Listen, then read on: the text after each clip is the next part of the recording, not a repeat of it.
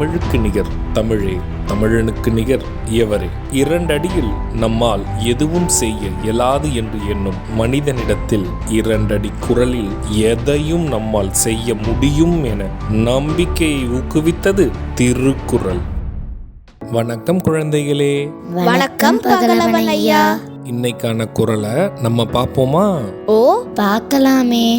சரி, பாடத்துக்குள்ள போலாம்.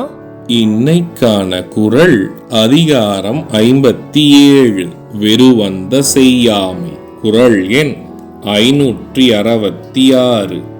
கடுஞ்சொல்லன் கண்ணிலனாயின் நெடுஞ்செல்வம் நீடியின்றி ஆங்கே கெடும். ஐயா, நீங்க சொன்ன இந்த குறளோட பொருள் என்ன? இதுக்கான பொருள், சுடுசொல் பேசுகிறவனிடம் அன்புடைமை இல்லாதவனிடம் இருப்பது மிகுந்த செல்வமே ஆனாலும் அது பெருகுதலின்றி கெடும். இதுக்கு ஒரு உதாரணம் சொல்லுங்களேன்.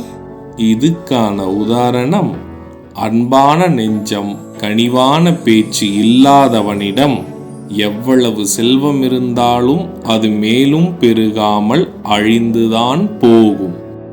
நான் சொன்னது உங்களுக்கு புரிஞ்சுதா தீரன், இலக்கியா?